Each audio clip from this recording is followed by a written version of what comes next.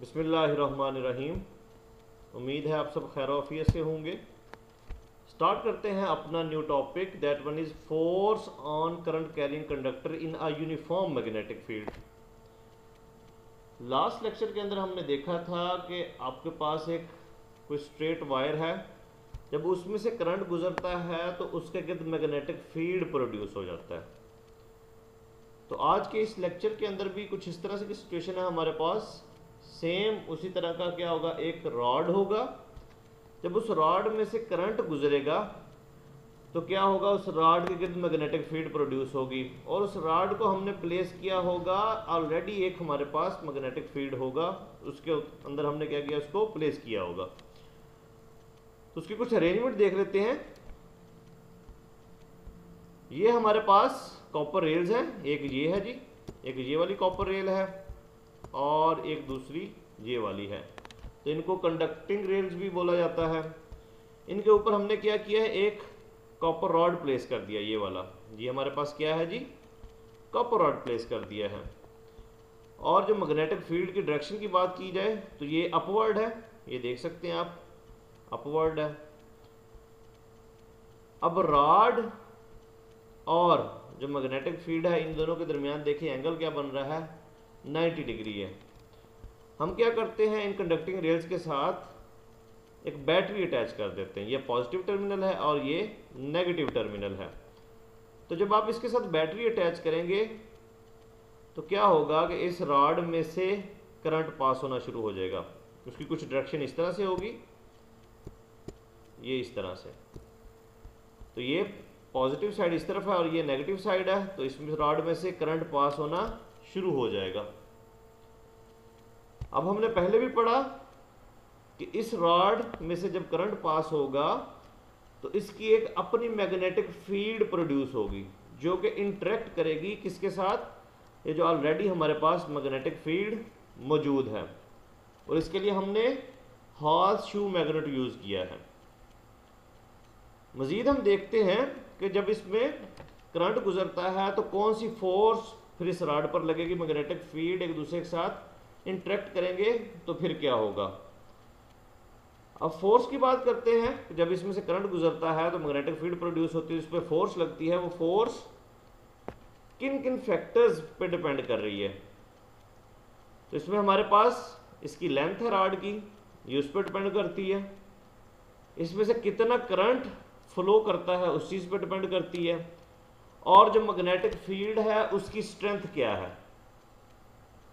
और मजीद angle conductor और field के दरमियान एंगल क्या बनता है। जिस तरह ये फील्ड है और ये कंडक्टर है, इन दोनों के दरमियान एंगल क्या बन रहा है। तो इनकी बेसिस पे हम फिर इसको लिख सकते हैं।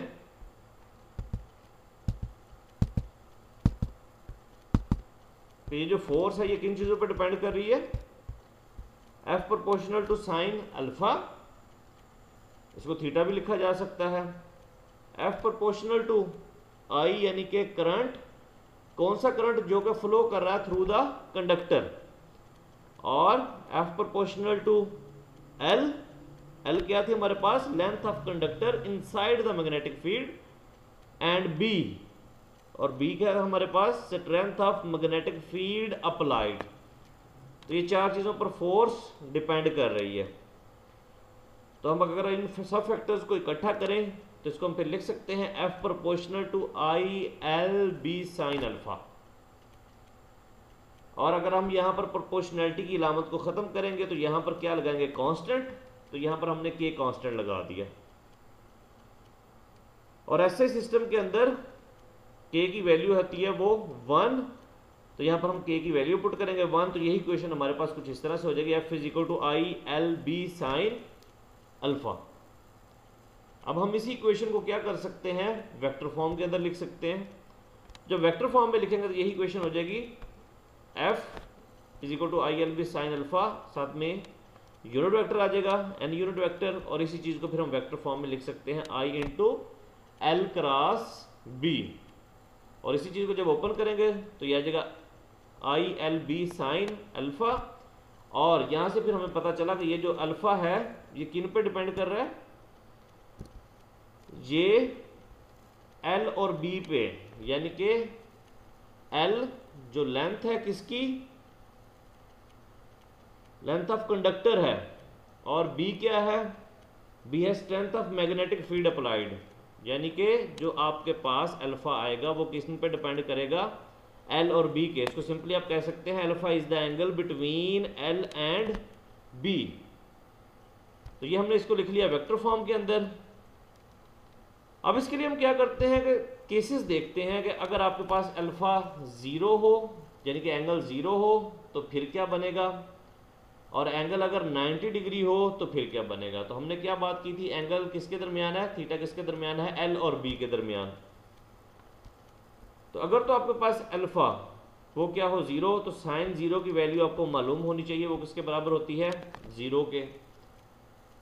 तो हमारे पास जो आंसर आ जाएगा F इज इक्वल टू 0, तो फोर्स किसके बराबर आ जाएगी, 0 के। तो अभी हम इसको डिस्कस भी करते हैं कि F इज इक्वल टू 0 इसका फिजिकली मीनिंग क्या मतलब आ रहा है, और मजीद जब alpha is equal to 90 degree होगा तो फिर आंसर क्या आता है। तो equation F is equal to ILB sine 90 degree, sine 90 की वैल्यू क्या होती है 1, तो जब हम ये वैल्यू पुट करेंगे तो इक्वेशन आ जाएगी हमारे पास F is equal to ILB।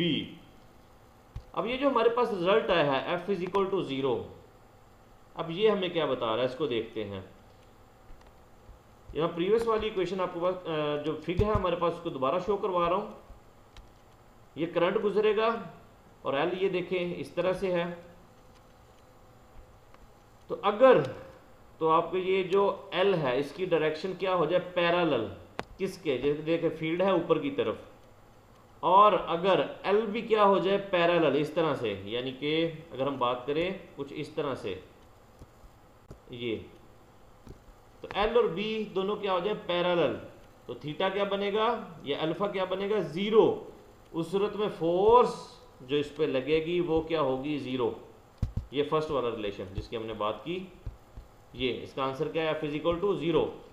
और अगर सेकंड केस जब अल्फा क्या हो 90 डिग्री, लिखा है the rod is right angle to the field, यानी कि ये जो हमारे पास अभी प्रेजेंट सिचुएशन है कि रॉड ऐसे है और फील्ड की डायरेक्शन क्या है ऊपर की तरफ, तो दोनों के दरमियान एंगल क्या बन रहा है 90 डिग्री। इसको मैं दोबारा भी ड्रॉ कर देता हूँ यहाँ पर भी, कि ये आपके पास रॉड है और ये जो है बेटा ये डायरेक्शन है किसकी, फील्ड की। अगर इन दोनों के दरमियान आप एंगल देखेंगे तो ये क्या बन रहा है 90 डिग्री, ठीक है। तो इसके अंदर हमारे पास आंसर फिर क्या आया, इसमें हमारे पास आंसर आ गया F is equal to ILB। अब मजीद हम बात करते हैं ये जो फोर्स है मैग्नेटिक फोर्स, इसकी डायरेक्शन कैसे फाइंड की जा सकती है। तो सिंपल इसके लिए बेटा हमने फर्स्ट ईयर चैप्टर नंबर 2 उसके अंदर जब हमने क्रॉस प्रोडक्ट पढ़ा था, तो क्रॉस प्रोडक्ट के अंदर हमने क्या किया था, राइट हैंड रूल यूज किया था A क्रॉस B के लिए। तो वैसे ही कुछ सिचुएशन यहाँ पर हमारे पास है। तो यहाँ पर उसने बताया हुआ क्या कहता है, join the tails of vector L and B। तो ये देखें मैं दोबारा फिगर आपको दिखाता हूँ कि ये L लेंथ और B इसकी डायरेक्शन देखें। अब कहता है इन दोनों की टेल्स आपस में क्या करें, मिला दे। Join the tails of the vector L and B, rotate the L towards B। जिस तरह वहां पर हमने पढ़ा था rotate the vector A into B, तो यहाँ पर क्या है rotate the vector L towards B through the smaller angle. Curl the fingers of right hand in the direction of rotation. The erect thumb indicate the direction of force. तो एक तो ये तरीकाकार हमारे पास हो गया, इसको आप खुद अप्लाई भी कर सकते हैं। इसके लिए एक और तरीकाकार भी है, राइट हैंड पाम रूल। ये देखें ये राइट हैंड पाम रूल। अब इसके अंदर देखें जिस तरह हमने बात की थी, इधर से करंट आ रहा है, ये पॉजिटिव इधर, और इस तरफ क्या है नेगेटिव। अब ये अगर आपके पास क्या है वो रॉड है जिसकी हम बात कर रहे थे, मैग्नेटिक फील्ड की डायरेक्शन भी ऐसे ही है हमारे पास, हमारे केस के अंदर ऐसे ही है ना। तो ये डायरेक्शन होगी रॉड की, तो जो हमारे पास फिगर उसके अंदर भी ऐसे थी। तो जो फोर्स है उसकी डायरेक्शन ये देखें, ये पाम के ये परपेंडिकुलर होगी। तो उम्मीद है इसे आपको समझ आ गई होगी कि मैग्नेटिक फोर्स की डायरेक्शन क्या होती है। उसके बाद हम मजीद इसके अंदर देखते हैं what is magnetic induction. Equation हमने पढ़ी हुई है F is equal to ILB sine alpha. अगर हम क्या करें, करंट को ले 1 एम्पेयर, लेंथ लें 1 मीटर और एंगल क्या हो 90 डिग्री, तो जब ये वैल्यूज पुट करेंगे तो देखेंगे आपके पास आंसर क्या आएगा, b into 1 sine 90 degree, sine 90 भी 1 होता है, तो आंसर क्या आ गया, f is equal to b। And what is b? b is magnetic induction, it is also called magnetic field strength. ठीक है, तो इसको हम डिफाइन भी कर सकते हैं, magnetic field strength can be defined as the magnetic force on 1 metre length of a conductor, ये देखें 1 metre length of conductor carrying 1 ampere current, ये देखें 1 ampere current placed at right angle to magnetic field, that is called magnetic field strength और simply magnetic induction. अब अगर इसके unit की बात की जाए तो वो होता है टेस्ला। तो टेस्ला किसके बराबर आता है, सिंपली ये जो हमारे पास इक्वेशन थी ये वाली, अब क्या करें बेटा कि B को रहने दें इधर ही, I और L को दूसरी साइड पर ले जाएं। I क्या है, करंट, और L वो रॉड की लेंथ है, तो डेफिनेटली उसके लिए क्या आएगा फिर मीटर, और करंट के लिए क्या आएगा एम्पेयर। तो ये इसी चीज़ को अगर आप देखें, F ऊपर न्यूटन, ये देखें F के नीचे डिवाइड होना था I और L ने, तो इसको हम लिख सकते हैं Newton per ampere into metre, और इसी चीज को फिर हम लिख सकते हैं कि 1 tesla is equal to newton per ampere per metre, या इसको ऐसे भी बोला जा सकता है कि 1 tesla is equal to newton 1 newton ampere inverse metre inverse. और जो स्मॉलर यूनिट होता है मैग्नेटिक इंडक्शन का वो होता है गॉस, और ये आपको मालूम होना चाहिए कि 1 टेस्ला किसके बराबर है, 10 की पावर 4 गॉस के। तो बेटा इसको एक दफा से हम दोबारा देख लेते हैं कि आज के लेक्चर के अंदर हमने क्या क्या देखा। स्टार्ट के अंदर टॉपिक था हमारा force on current carrying conductor in a uniform magnetic field. हमने पहले पढ़ा था कि अगर आपके पास कोई कंडक्टर है तो उसमें से जब करंट गुजरेगा तो क्या होगा, मैग्नेटिक फील्ड उसके गिर्द प्रोड्यूस होगा। और अगर आप इस तरह की सिचुएशन आ जाए कि ऑलरेडी आपके पास एक मैग्नेटिक फील्ड है, उसके अंदर उस कंडक्टर को प्लेस करवाएं, जिस तरह ये हमारे पास मैग्नेटिक फील्ड था, इसके लिए हॉर्स शू मैग्नेट यूज किया। अब क्या किया, ये जो कॉपर रॉड है ये इन रेल्स के ऊपर प्लेस करवा दिया, और साथ में बैटरी लगा दी, ये पॉजिटिव है और ये नेगेटिव है। तो क्या हुआ, जब पॉजिटिव इस साइड पे है तो करंट पास होना स्टार्ट हुआ इस तरफ को, इसमें से फिर जब करंट गुजरा तो इसके गिर्द मैग्नेटिक फील्ड प्रोड्यूस हुआ, मैग्नेटिक फील्ड ने इंटरेक्ट किया, उसकी वजह से क्या हुआ कि ये जो उसके ऊपर रॉड पड़ा था इसने मूव करना स्टार्ट कर दिया ऐसे राइट साइड को।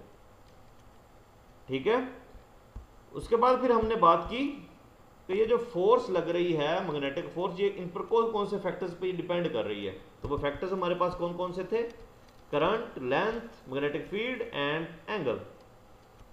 तो फिर हमने इसको कंबाइंड फॉर्म में लिखा ILB साइन अल्फा, और फिर हमने प्रोपोर्शनैलिटी की लामत लगाई। प्रोपोर्शनैलिटी SI के अंदर, SI सिस्टम के अंदर उसकी वैल्यू क्या होती है 1, तो इसको हमने लिख दिया ILB साइन अल्फा, और देन फिर हमने इसको वेक्टर फॉर्म में लिखा। वेक्टर फॉर्म में लिखने के बाद फिर हमने 2 केसेस लिए, एक केसेस में अल्फा क्या था 0 और एक केस में क्या था 90 डिग्री। तो जिसमें अल्फा 0 था उसमें इट मीन जो आपके पास वो रॉड था, कॉपर रॉड, वो आपने प्लेस किया पैरेलल टू फील्ड, तो आंसर क्या आया, F इज इक्वल टू 0, यानी कि उस पर जो फोर्स लगेगी रॉड पे वो क्या 0। और सेकंड केस जिसके अंदर हमने बात की, अल्फा हमारे पास क्या है 90 डिग्री, तो आंसर क्या इसका आया, साइन 90 की वैल्यू होती है 1, और आंसर आ गया F is equal to ILB, यानी कि जब रॉड राइट एंगल टू होगा किसके, फील्ड के, जो फील्ड अप्लाई की है ऊपर की तरफ अपवर्ड, तो उसके राइट एंगल होगा, right angle means 90 degree perpendicular, उस वक्त उस पर फोर्स लगे क्या, F is equal to ILB, then definitely वो जो रॉड है वो अपनी जगह से मूव करेगा। और फिर हमने बात की राइट हैंड रूल की, तो इसके लिए मैंने हवाला दिया, जिस तरह आपने फर्स्ट ईयर में सेकंड चैप्टर पढ़ा था, वहाँ पर क्रॉस प्रोडक्ट के अंदर आप निकालते थे राइट हैंड रूल यूज़ करते हुए डायरेक्शन। यहाँ पर भी मैग्नेटिक फोर्स की डायरेक्शन आप वैसे निकाल सकते हैं। इसके लिए हमारे पास एक और तरीकाकार भी है जिसको हम बोलते हैं राइट हैंड पाम रूल। उसमें ये है, जिस एग्जैक्टली जो आपके पास सिचुएशन है, ये रॉड की डायरेक्शन है, ये मैग्नेटिक फील्ड है, दोनों के दरमियान एंगल 90 है, और फोर्स भी इन पर क्या होगा, ये 90 का एंगल बना रही है, इन पर परपेंडिकुलर है। तो ये हमारे पास राइट हैंड रूल आ गया। और इसके बाद हमने बात की मैग्नेटिक इंडक्शन की, और फिर हमने एट द एंड देखा कि मैग्नेटिक इंडक्शन का यूनिट क्या था, वो किसके बराबर था, टेस्ला। शुक्रिया।